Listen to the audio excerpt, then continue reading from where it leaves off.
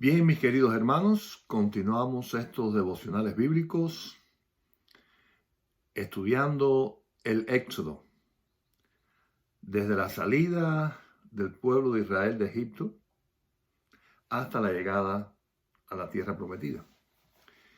Y ya vimos su salida, cómo fue el comienzo de este camino. Y vimos también lo que pasó frente al Mar Rojo, que fueron alcanzados ya prácticamente por el enemigo y lo que pasó allí. Y hoy sería el tercer devocional bíblico sobre el tema. Y vamos a ver qué pasó cuando ya los enemigos se acercaban y cómo fue la historia a través del Mar Rojo. Así que el camino que Dios les preparó para llegar a la tierra prometida tuvo este gran obstáculo, nada más y nada menos que un mar, imposible de solucionar humanamente hablando. Pero ese fue el proyecto de Dios y Dios lo hizo con un propósito. Vamos a comenzar el estudio en el mismo texto donde lo dejamos, que estamos ahí en Éxodo capítulo 14. Y lo dejamos ahí en el versículo 15 del capítulo 14 y dice: Entonces Jehová dijo a Moisés: ¿por qué clamas a mí? Di a los hijos de Israel que marchen. Y ya en el estudio pasado vimos que realmente hay momentos de clamar y hay momentos de marchar. Pero vamos a ver, viendo este versículo otra vez, una pregunta. ¿Por qué creen que Dios pregunta a Moisés del por qué claman?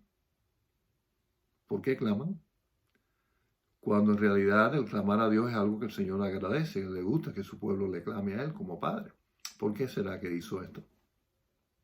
¿Qué creen? Bueno, ya Dios le había declarado lo que iba a hacer por ellos, que era el momento en que ya debían marchar. Dios le había dicho que Él iba a luchar con ellos, que iban a estar tranquilos, que todo iba a estar bajo control. Ya les aclaró el punto, ya les respondió a su clamor.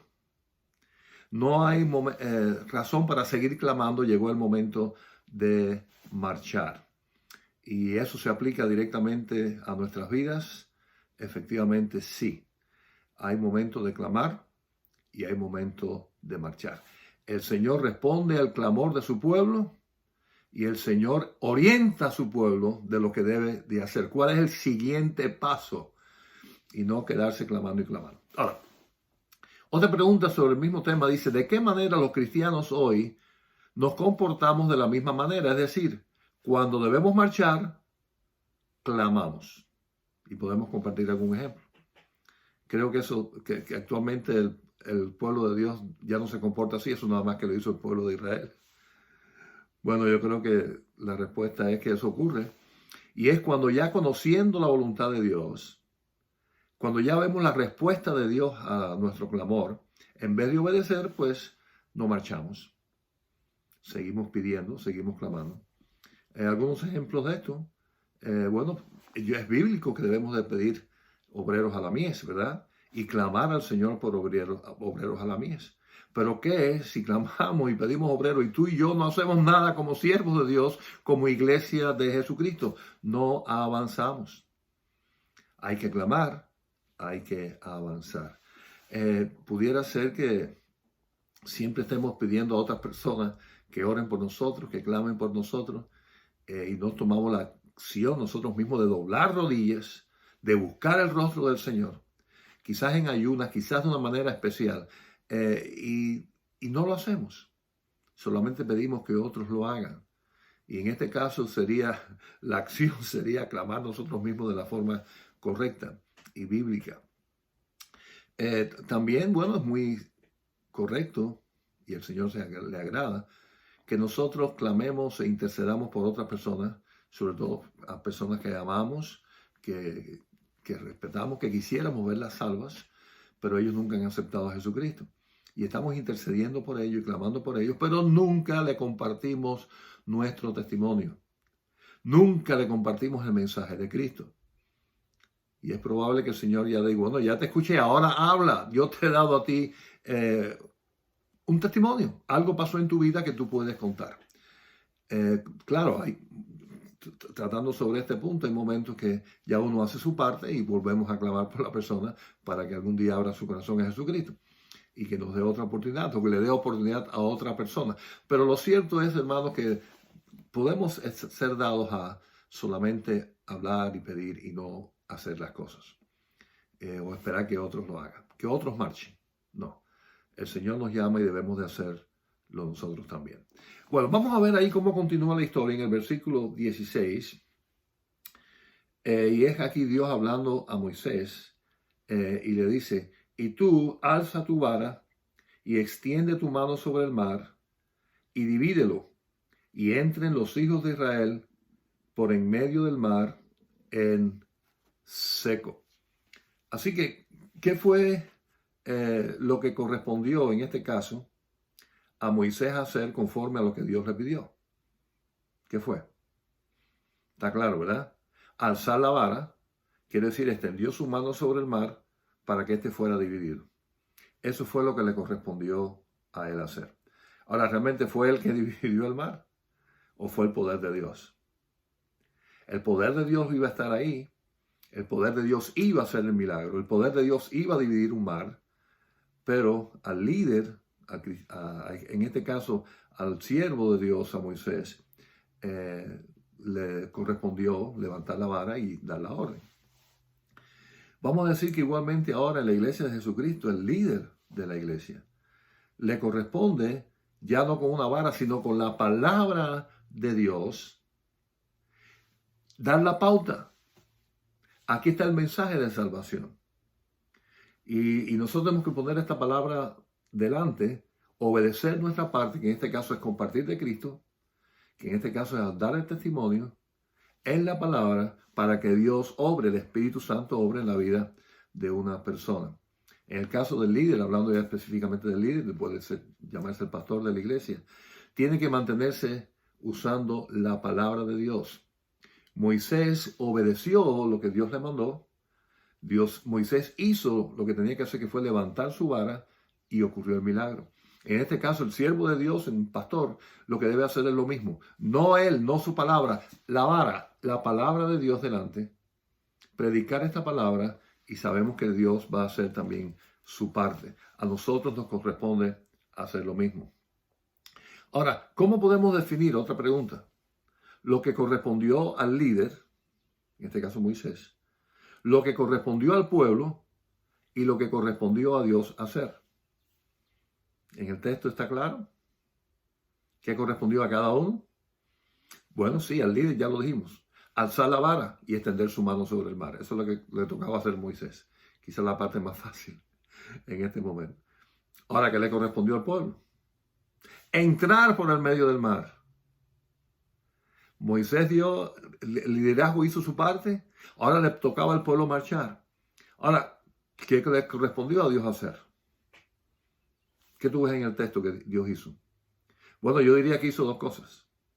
Primero, fue Dios quien le dio la orden al líder de levantar la vara. Quiere decir que fue el primero que dirigió. Vamos a hacer esto, ese fue Dios. Y lo segundo, bueno, segundo, bien evidente, ¿verdad que fue? Dividir el mar. No fue Moisés, no fue el pueblo. El pueblo caminó ya por el mar ya abierto. Quiere decir que definitivamente corresponde a Dios hacer algo, corresponde al líder hacer algo, corresponde a la iglesia, a cada uno de nosotros hacer algo. Y vamos a decir, hermanos, cuando esas tres cosas marchan en unidad, siguiendo la voz de Dios, cosas maravillosas pasan. Efectivamente, en la predicación de la palabra, que es lo que corresponde a la iglesia en estos tiempos, ninguno de nosotros, ni el líder, ni la iglesia, nadie va a hacer el milagro, va a ser el Espíritu Santo. Pero quien da la visión es el líder y quien predica es toda la iglesia. Y cuando esas tres cosas se combinan en el nombre del Señor, en la presencia del Señor, haciendo la obra, milagros definitivamente pasan, como ocurrió aquí. Y vamos a ver cómo siguen los versículos ahí en el versículo 17. Ahora va a ser hasta el 20. Dice, y he aquí, yo endureceré el corazón de los egipcios para que los sigan. Y yo me glorificaré en Faraón y en todo su ejército, en sus carros y en su caballería. Y sabrán los egipcios que yo soy Jehová, cuando me glorifique en Faraón, en sus carros y en su gente de a caballo. Y el ángel de Dios que iba delante del campamento de Israel se apartó e iba en pos de ellos. Y asimismo la columna de humo que iba delante de ellos se apartó y se puso a sus espaldas. E iba entre el campamento de los egipcios y el campamento de Israel. Y era nube y tinieblas para ellos, y alumbraba a Israel de noche. Y en toda aquella noche nunca se acercaron los unos a los otros. Wow, qué interesante. Aquí esta historia, bueno, que es maravilloso, ¿no? Increíble ver el poder de Dios. Yo sé que hay personas que no creen que Dios haga estas cosas, pero yo lo creo 100%. Yo espero que los que me estén escuchando, si son cristianos, si una vez pusieron la fe en Jesucristo, crean en la palabra de Dios. Ahora, analizando los versículos 17 y 18, una pregunta. ¿Cuál fue la razón por la que Dios quiso endurecer el corazón del pueblo y de Faraón y destruir su ejército? ¿Cuál fue esa razón? Ahí está. Yo digo que sí está clara. Para que su nombre sea glorificado, el nombre de Dios. Y también dice, para ser reconocido como el único Dios verdadero y todopoderoso entre los egipcios en el mundo. Hizo algo que impactara para que se reconociera a Él como el Dios verdadero y que toda la gloria fuera para Él. Ahora, otra pregunta. ¿De qué manera esa enseñanza se aplica en todo lo que hacemos como cristianos hoy, obedeciendo a Dios? ¿Cómo se aplica esa enseñanza? Bueno, se aplica en que todo lo que hacemos como iglesia de Jesucristo, el objetivo final tiene que ser que el nombre de Dios sea glorificado y que su nombre sea dado a conocer a las naciones. Ese fue el proyecto de Dios, esa es la gran comisión que Dios dio a la iglesia y nosotros tenemos que estar claros en eso. No es para que ningún pastor se luzca, no es para que ninguna denominación crezca, no es para que una iglesia tenga un nombre y todo el mundo la conozca y que sea la más grande, que sea la mejor, no. Es que el nombre del Señor sea glorificado. Y nosotros nunca podemos perder esa visión. Tenemos que estar claros en eso. ¿Por qué predicamos? ¿Por qué hacemos las cosas? No es para orgullo de ninguno de nosotros. No es por ninguno de nuestros nombres. En fin de cuentas, lo importante es que nuestro nombre esté en el libro de la vida. Y eso ocurrió. Y cuando pusimos la fe en Jesucristo ya somos salvos, hijos de Dios. Así que de eso no se trata de nuestro nombre, se trata del nombre de Dios. Ahora, mirando este gran milagro, esta gran muestra de poder, un mar nada más y nada menos, abrirse en seco, como un camino en seco en medio del mar. En estos momentos, bueno, quizás no ocurran milagros de ese tipo, de mares abiertos y cosas así. Ahora, la pregunta es, ¿de qué manera la gente en nuestros tiempos podrán reconocer que Dios es real? ¿Qué creen ustedes? Bueno, sabemos que la forma en que Dios quiere que se le acerque a Él es por fe. Y fe es creer lo que no se ve. Por consiguiente, yo sospecho que esa es la razón por la cual Dios no hace esas cosas. Bueno, si Dios hace eso, entonces yo lo creo. Bueno, a Dios no le interesa que tú le creas a Él para que después que veas algo. El plan de Dios es que le creas ahora sin ver esas cosas. ¿Está bien? Ahora, contestando la pregunta, ¿hay manera en nuestro tiempo de que la gente pueda creer que Dios es real o no existe ninguna? ¿Qué tú crees? Bueno, cuando una persona pone humildemente la fe en Jesucristo de corazón, van a ver el poder y el cambio en sus propias vidas. Y van a ver a Dios así, actuando en su vida.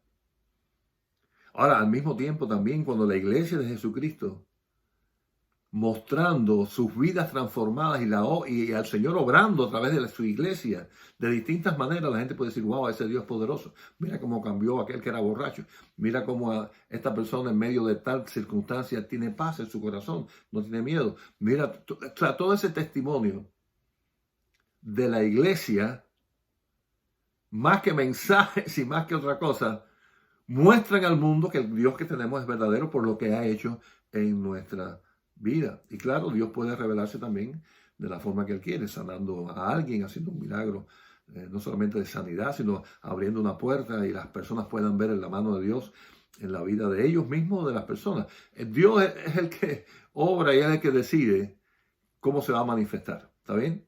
Eso es obra de Él. Pero estoy tratando de decir las cosas que son claras y evidentes que diariamente la iglesia puede mostrar al mundo, y de esa manera ellos pueden decir, no hay justificación para no creer en Dios. Claro, la naturaleza, la obra de Dios está ahí. Y todas estas teorías, quitando a Dios, explicando cómo las cosas existen, cómo las cosas son bellas, cómo las cosas funcionan, cómo las cosas son tan súper complejas, quitando a Dios del medio con una ciencia totalmente falsa y absurda. Bueno, personas que abran los ojos y puedan no dejarse engañar van a ver a Dios en su creación también. Pero bueno, eso ya es algo entre Dios directamente y el corazón de las personas. Ahora, vamos ahí al versículo 19 y 20. Búscanlo, por favor, que acabamos de leer, 19 y 20. Y dice que antes de entrar por el mar en seco, el ángel de Dios que cuidaba al pueblo salió a perseguir a sus enemigos, y la nube que les guiaba se convirtió en tinieblas para ellos. Y eso es parte interesante de la historia. No sé cuántos se recordaban de este detalle, de que aquella nube que les guiaba de día ya no está frente al pueblo, ahora pasó a la retaguardia entre el pueblo y los enemigos y los egipcios. Y lo que era para ellos una guía ahora se convirtió en una tiniebla para ellos. Ahora, la pregunta es, ¿qué valiosa aplicación podemos encontrar en esto para nuestra vida cristiana? ¿Qué aplicación podemos encontrar en lo que ocurrió tan interesante en aquel momento en nuestra vida cristiana? Bueno, yo podría responderlo así, que el mismo Señor que nos salva es el mismo Dios que condena a que no lo acepte. Quiere decir, tenemos la obra de Dios, tenemos a nuestro Dios con nosotros, que nos guía, la ley de Dios, la palabra de Dios es nuestro guía, pero aquella persona que le rechaza se convierte en enemigo de Dios prácticamente, y esa misma palabra que a nosotros nos guía, como guiaba la columna de humo, ahora a los enemigos de Dios, a los que rechazan a Cristo, los condena. La palabra de Dios nos guía y nos alumbra, pero la palabra de Dios condena a todo aquel que rechaza a Jesucristo. ¿Estamos claros ahí? Y yo creo que esa es una aplicación de esto que pasó en aquel momento. Y es bíblica, es verdad.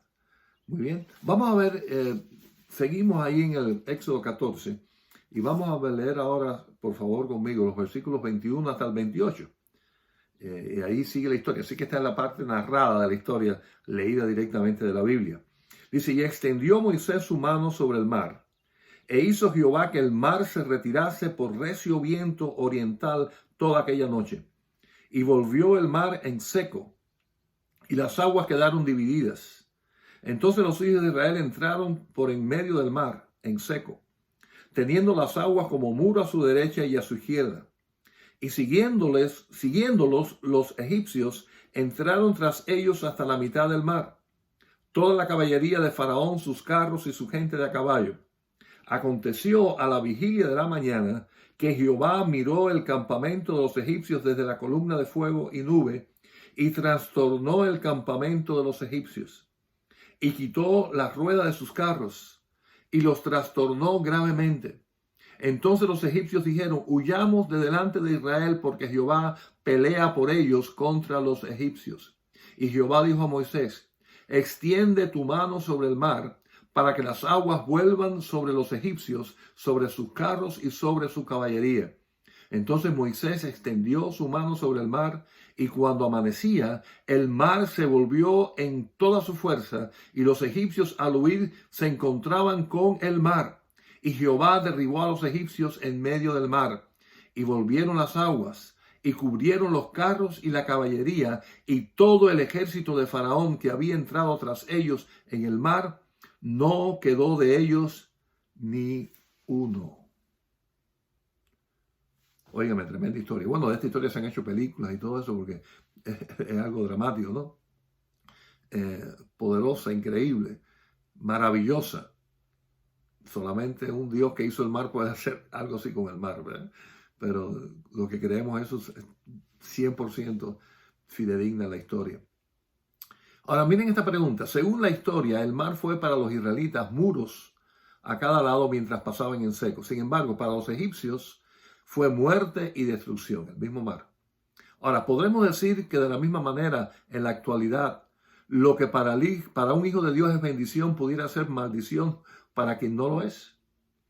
Bueno, esta pregunta se parece a la anterior, pero las pruebas que para el cristiano, por difíciles que sean, al final son para bien, hay promesas, es bendición. Eso no va a ocurrir con aquellos que no tienen a Dios por Padre. Las pruebas solamente les traen a ellos dolor. Las situaciones de la vida, cualquier cosa negativa que pasa en la vida, para un cristiano, igual que aquel mar fue protección, igual que aquel mar fue maravilla, paredes y ellos pasaron en seco, las pruebas y los problemas para el cristiano al final es formación, es edificación, es crecimiento. Sin embargo, para las personas que no tienen a Cristo, lo que queda solamente es el sabor amargo de una tragedia, de un dolor, de una enfermedad, de un problema. Así que efectivamente sí puede ser. Ahora, miren esta pregunta, y es la siguiente. ¿Creen que esta afirmación es correcta? Escuchemos la afirmación y después piensen, ¿es correcta o no? Dios es amor y por eso toda persona tiene la oportunidad de creer en Cristo y ser salvo. Pero también es justicia y quienes rechazan a Cristo serán condenados a muerte como pasó a los egipcios. ¿Qué creen ustedes? Muchas personas dicen, no, yo no hay problema con Dios, Dios es amor y al final me va a perdonar como quiera. Porque como es bueno, es amor y no hay problema. Pero bueno, miren los egipcios, esto es lo que pasó. Fue duro, dice que no quedó ni uno solo vivo. El mismo Dios que salvó a Israel fue el mismo Dios que ahogó a todos los egipcios allí. Y tú dices, wow, aquí hay este Dios, ¿qué pasa con él? Bueno, lo que pasa con él sigue pasando ahora. Dios es amor, pero es justicia. El que rechaza a Cristo estaba a la justicia de Dios. Y dejen recordarle este texto. Está tan cerca de que sabemos de memoria todo el mundo, ¿verdad? O la mayoría, Juan 3:16. Donde dice el amor de Dios es tan grande que dio a su Hijo para todo el mundo, para que todo aquel amplio, todo aquel que cree es salvo. Después de esa verdad tan preciosa del Evangelio, incluyente de todo el mundo. Miren lo que dice Juan 3:18. El que en él cree, en Cristo, no es condenado. Pero el que no cree, ya ha sido condenado, porque no ha creído en el nombre del unigénito Hijo de Dios. Dios es amor, Cristo murió por todo, la puerta está abierta para todo el mundo. Pero el que rechaza a Cristo termina como los faraón, el ejército de Faraón en muerte, porque es la ley de Dios. Y Dios es justo, Dios no incumple su ley. Dios ama al punto de que su Hijo murió en la cruz por nuestros pecados, pero Dios es justo y el que no le cree es condenado. Así que sí, hay amor, hay oportunidad, hay salvación, pero hay justicia también de parte de Dios para que rechace. Continuamos la historia. Este es el último verso que vamos a leer, el último pasaje. Los versículos ahí del 29 al 31. Y dice, y los hijos de Israel fueron en medio del mar, en seco, teniendo las aguas por muro a su derecha y a su izquierda. Así salvó Jehová aquel día a Israel de mano de los egipcios. E Israel vio a los egipcios muertos a la orilla del mar. Y vio Israel aquel grande hecho que Jehová ejecutó contra los egipcios. Y el pueblo temió a Jehová y creyeron a Jehová y a Moisés, su siervo. Así que, ¿qué fue lo que hizo el pueblo cuando vio algo tan extraordinario que Dios cómo lo salvó y cómo destruyó al pueblo, al ejército de Faraón? ¿Qué fue lo que hizo en el versículo 31? Hizo tres cosas, ¿verdad? 1, temió a Jehová. 2, creyeron a Jehová. Y 3, creyeron en Moisés como el siervo de Dios. Así que, ¿qué les parece? Ahora, otra pregunta. ¿Será para ti real esta afirmación? Y ahora es algo personal con usted que me está escuchando. He visto el poder de Dios en mi vida y por eso le temo con reverente respeto y le creo con fe verdadera. Ese eres tú. Si esa afirmación no es real para ti, bueno, pues es momento de que pongas toda tu fe en Jesucristo, que le creas y para que veas el poder de Dios en tu vida. Y cuando veas el poder de Dios en tu vida, vas a tener un temor reverente. No es tenerle miedo a Dios, ¿ok? No es tener miedo a Dios, es temor reverente con respeto y creerle con fe verdadera. Ahora, fíjense qué interesante, lo tercero que hizo tuvo que ver con el líder. Y el pueblo creyó en Moisés porque quedó demostrado que era un verdadero siervo de Dios. ¿Por qué? Porque seguía y compartía la palabra de Dios. La palabra que Dios le daba a él la compartía con el pueblo y vieron el poder de Dios. Ese es el tipo de líder que se debe seguir. No el que se pone a él para influenciar en las personas, para coger dinero de la gente y meterse en el bolsillo, como tristemente muchos hacen en nombre de Cristo, y eso es bochornoso. La gente respetó a Moisés porque sencillamente Moisés compartió la palabra de Dios con ellos y esa palabra poderosa los guió y vieron el poder de Dios en sus vidas. Fue por eso. Así que eso es importante.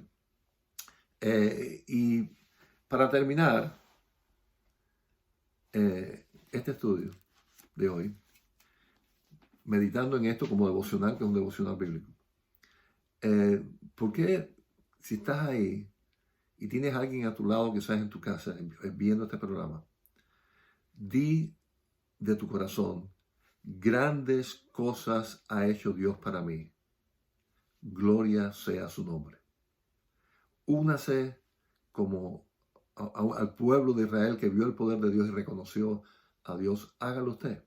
Lo repite conmigo otra vez. Dígaselo a alguien que está a tu lado. Si estás solo, dígaselo a ti mismo. Grandes cosas ha hecho Dios por mí. Gloria sea a su nombre. Bueno, el próximo miércoles continuaremos con estos devocionales bíblicos estudiando cómo continúa el Éxodo. ¿Se dan cuenta cuánto hay de enseñanza en estas historias que están en la Biblia con una razón? Y la razón es precisamente glorificar el nombre de Dios y que se conozca qué clase de Dios tenemos. Dios le bendiga. Nos vemos el próximo miércoles.